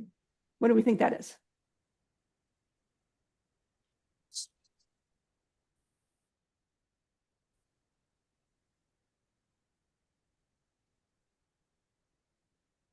So their choices are golf scores, traffic tickets, or orders. Orders? Yep, you can enter orders. And keep going. Oh, and help customers to understand when they will receive shipments. Chad can share the concern of customer with other teams so that the company can improve. Yay! Okay, Max, do you want to take the third paragraph? Max Caravel, I think that's your name. As Chad progresses in his career, he has many options, including training, other customer service representatives, account management, or a product support role. In some industries, customer service is an executive role. Chad's experience in customer service gives him a deep understanding of the needs of the blank. What do we think the blank is? Market, like needs of the market. Stock market, of course.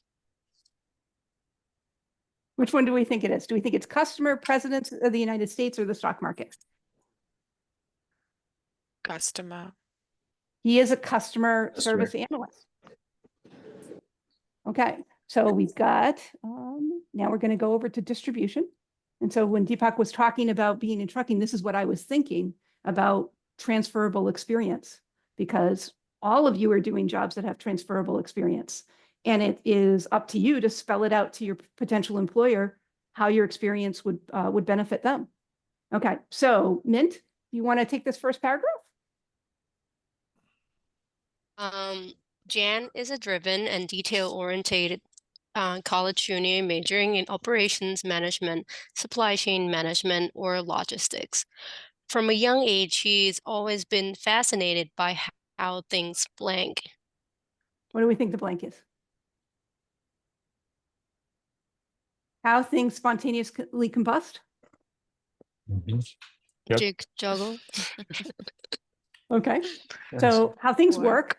How things work and how to optimize processes. Jan loves solving complex problems and finding efficient ways to get things done. Her analytical mind and natural organizational skill make her a perfect fit for a career in supply chain distribution. Okay, so if I mispronounce this, I apologize. Devyani, do you want to take the second paragraph? Yeah, sure.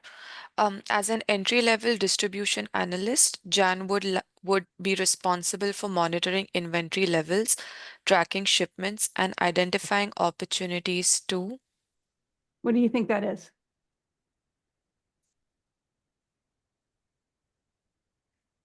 Kung Fu, definitely. Kung Fu? Okay.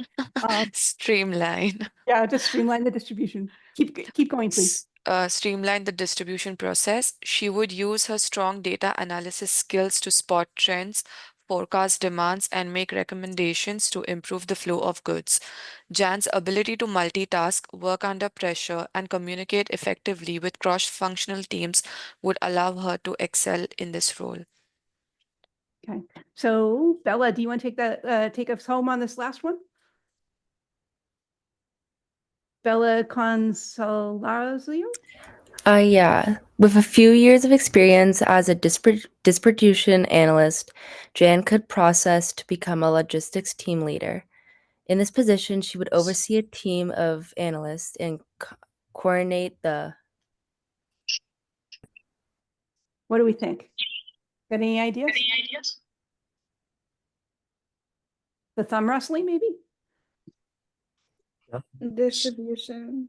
Distribution of products across multiple locations. Okay. So finish it out. The products across multiple locations. Jan's leadership abilities, problem-solving skills, and keen eye for detail would enable her to optimize logistics, reduce costs, and ensure timely deliveries.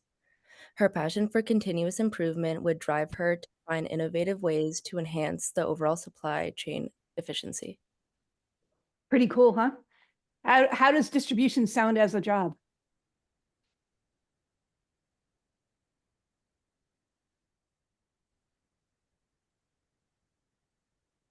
Anybody find that an interesting role? And we've got one last one before we get to our competition. So let me see. Emily, would you like to read the first paragraph, please? Alex is naturally curious and blank. College senior majoring in supply chain management. From an early age, he's always been fascinated by puzzles and problem solving. So what do we think that blank was?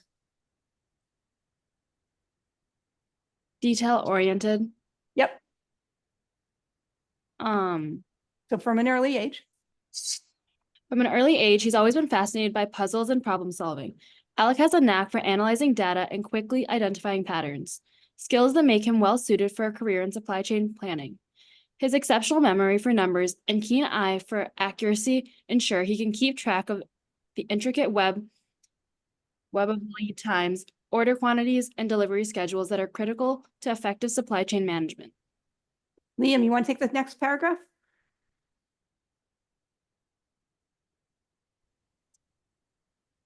As an entry-level supply chain planning specialist, Alex would be responsible for ensuring the.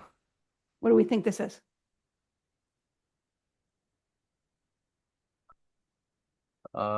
Spark plug's really speaking to me. It really does, doesn't it? Yeah. Not It's data. It's data. Yeah. Ensuring the data in the company's planning systems is accurate and up to date. He would work closely with procurement, manufacturing, and logistics teams to verify lead times, order quantities, and due dates that are properly reflected. Using his analytical abilities, Alex would identify any discrepancies and work to resolve them, guaranteeing the planning system provides a reliable foundation for decision-making. His strong communication skills would allow him to collaborate cross-functionally and implement process improvements. Elaine, you have the last paragraph of the night. With a few years of experience as a planning specialist, Alex could. Sorry, Elaine, you're having some sound issues. Sage, can you help her out? Sure. So with a few years of experience. With a few years of experience as a planning specialist, Alex could progress to become a supply planner. In this role, he would take on more. What have we got? Strategic responsibilities, using forecasting models and inventory optimization techniques to develop the master production schedule. As a supply planner, Alex would work to balance supply and demand, keeping inventory levels aligned with customer needs. Eventually, his leadership abilities and deep understanding of planning best practices could propel him to a production planning manager position, where he would oversee a team of planners and drive continuous enhancements to the company's supply chain planning capabilities. So does everyone feel like they have a little bit of a better understanding of some supply chain roles? Yeah, I see some heads nodding. Kind of fun, huh? You know, when you start to see some of the details on this. And so, are we ready for our competition? So what we're going to do is we are going to pick someone that is part of our meeting. So what we're going to do is we're going to spin the wheel. And the way this is going to work is whoever we select will get a chance at the and until they get the first wrong answer. Okay, so do we have Brian Grendy still on the line?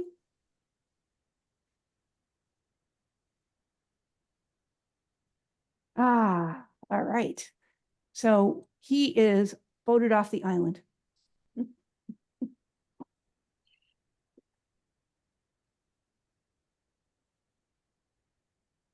John Hinckley. Is John here?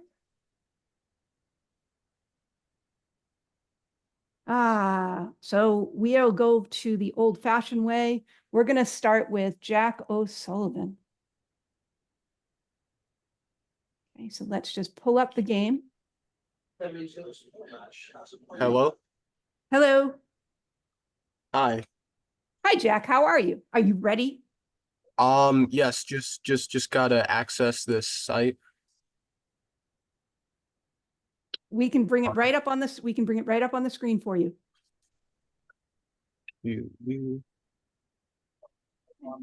And these games that we went through, I will make those available for you afterwards because you might find it fun to refer back to them when you're thinking about specifically what supply chain role you might be interested in. So are you ready, Jack? Yes, ma'am. Just gotta do a few more clicks. And all right, I'm ready. Okay. So question number 1. I'm not going to read out the screen to you. I'll leave it to you to read out. And then you tell me which answer you think is correct. All right. All right. It is my job to review reports and make recommendations to transfer inventory from the factory to one or many distribution centers. That is a distribution analyst.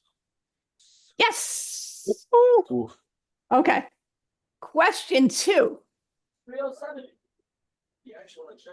All right. I use an ERP system like SAP or Oracle to determine what materials should be produced in order to balance inventory and costs.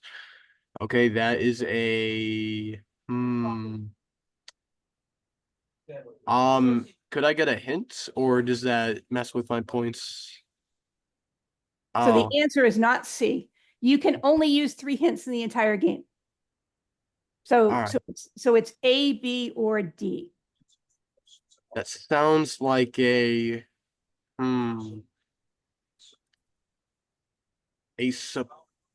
supply planning analyst. Yes. Let's Okay. go. Okay. All right. It is my job to identify business issues, gather and analyze data, and propose data-driven solutions.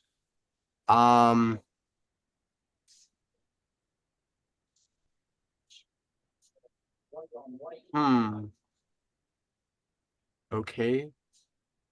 That sounds like a logistics analyst. Oh, damn. I'm sorry. Hope that you would like to play again soon. So Max, you want to take a swing? Sure. Okay.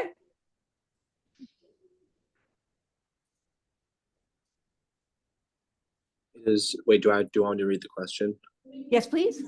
It is my job to build good relationships with suppliers, negotiate costs, and develop agreements that help the company profit.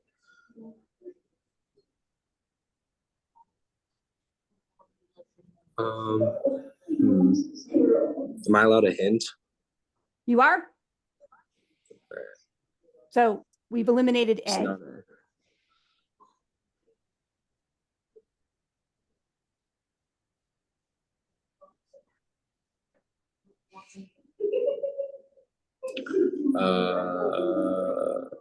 Is it C? Yes. Nice. Let's go. Okay. Good stuff. Thank All you. right.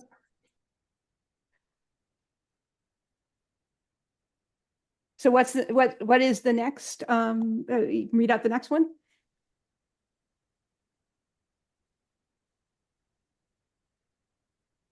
Max, you're on mute.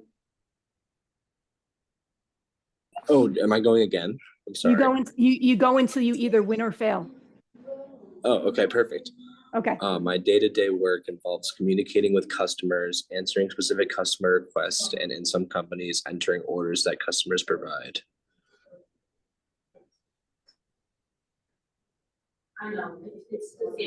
Customer service representative? Yes.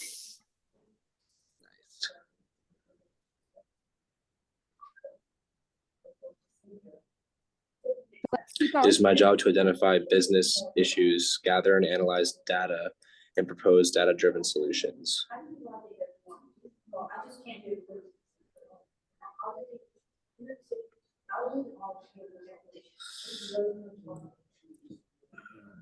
Business issues. Business analyst? This is where I'm at. You are correct. Oh, wow. All right. It is my job to review reports and make recommendations to transfer inventory from the factory to one of many distribution centers. Distribution analyst? That is correct. All right. I use an ERP system like SAP or Oracle to determine what materials should be produced in order to balance inventory and costs.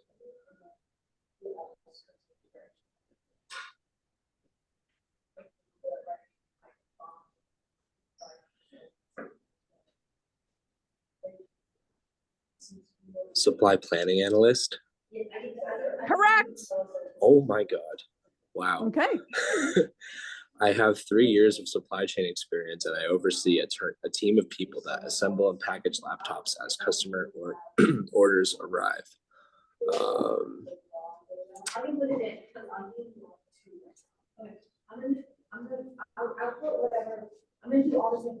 Logistics team leader? Correct. Oh my God. Okay. I'm on a roll right now. I have 3 years of supply chain experience, and I am responsible for utilizing a software package like Kinaxis or SAP to coordinate production schedules and analyze required production versus available capacity.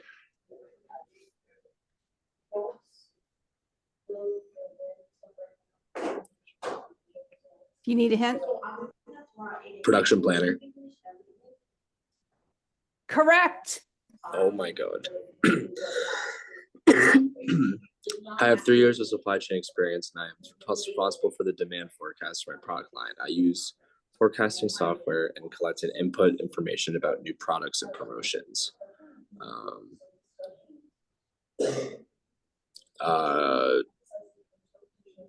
Demand planning. Correct. I have 3 years of supply chain experience. I oversee the transportation and distribution of goods at my company's location. I select carriers and authorize transportation routes. Oh God. Ooh, logistics manager. Correct. Oh my God, what is happening right now? You're on a roll. And I and am. have you noticed is that as the questions get harder, they're progressing in your career as well? So you get a sense for what the job Yeah. title's like? Yeah. Okay. Yeah. Um, I purchased all of the components needed to produce my company's products. I placed purchase orders and managed supplier relationships.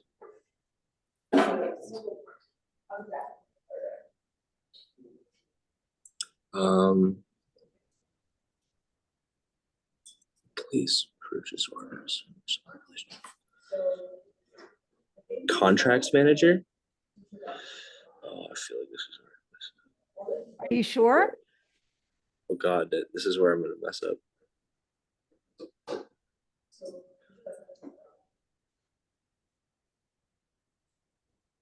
Is this your final answer?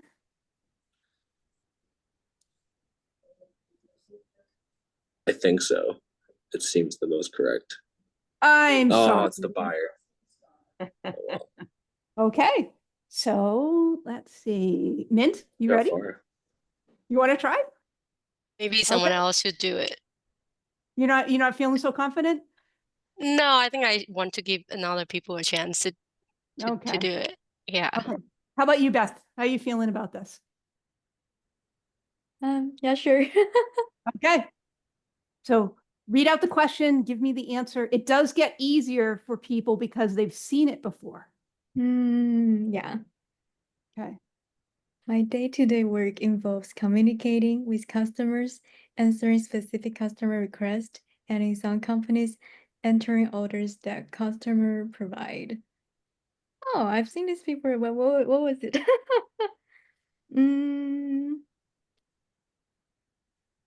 Customer service representative. Okay. Yeah. It's my job to build good relationship with suppliers, negotiate cost, and develop agreements that help the company profit. Oh my God.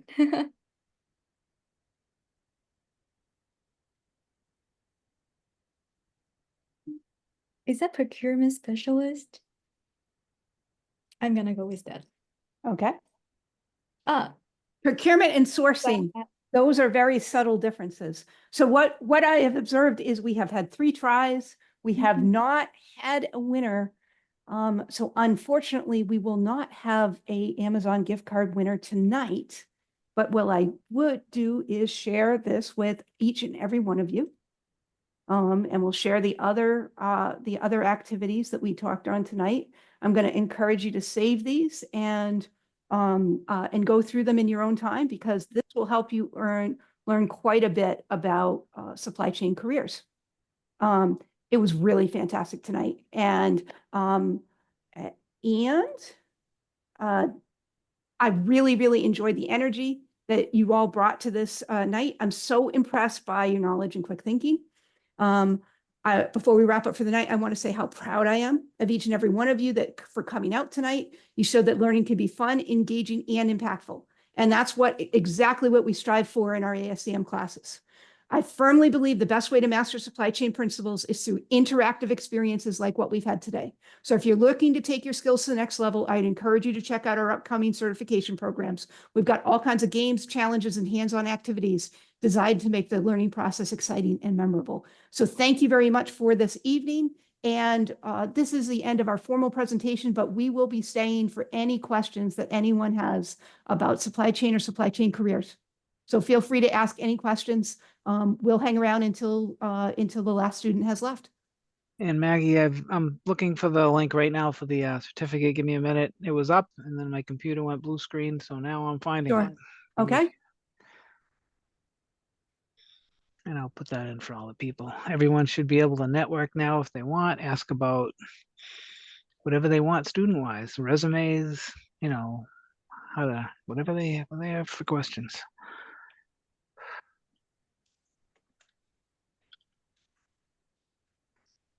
Hi, I just have a questions. I have signed up to complete the programs to be certified for CPIM, but at the beginning, it was a little bit difficult to sort through what different types of certifications that would be helpful for me. Can you give a tips to anyone who is interested in taking the course, and which one would be a good choice, if that makes sense?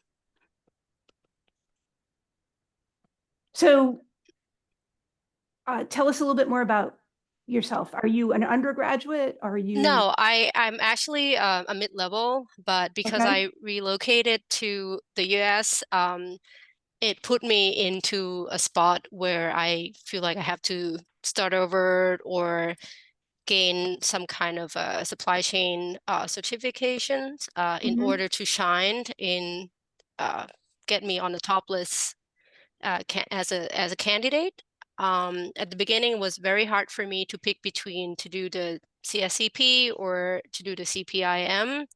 So I just want to know your opinions on There are on that. There are a lot of similarities between the two.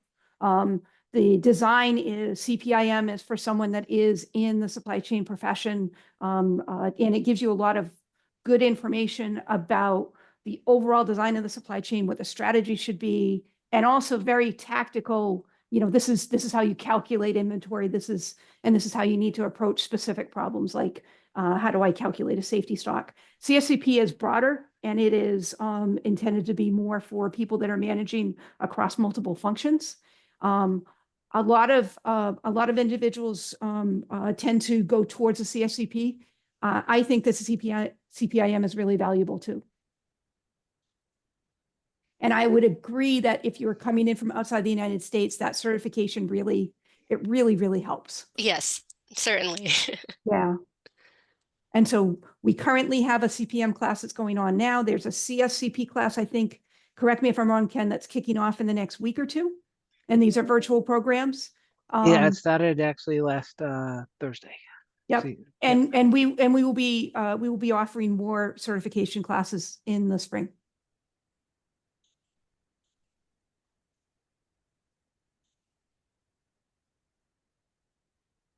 I have a question. So I used to live in Massachusetts, and then I've just moved to North Haven, Connecticut. Is there a difference between the different chapters, like if a lot of the events are virtual? So we share professional development events with the North Haven chapter. And they are all virtual. So it really depends upon, are you interested in board participation or other things like that? And that would influence your choice. You're welcome at any one of our chapters. Yep. We have a lot of, we set up the virtual ones up here. Mhm. For both chapters, for actually 3 chapters, including Northern New England. You know, we have a very active student presence up here with Maggie. Maggie's in the Massachusetts chapter. So, you know, whatever one works, but it's free to be a student member, right, Maggie? It is free to be a student member. You can be a member of multiple chapters if you're a student. You don't need to choose just one. So I tried, so I am a member of the ASCM, but I tried to get on the Minuteman chapter, and it said that I had to pay like $20, even though I had a student membership. But we can talk about this offline. Yeah, that we can work that out. That might be a website thing.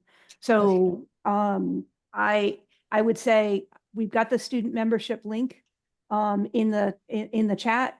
And if you are having any trouble with your membership, you can reach out to us. I'm going to put that email into the chat as well. And you are welcome at any one of our meetings. If you consult the website, it will show you what the calendar is, and you are able to sign up directly there. You don't have to be a member to join our meetings. Perfect. Thank you so much. Yeah.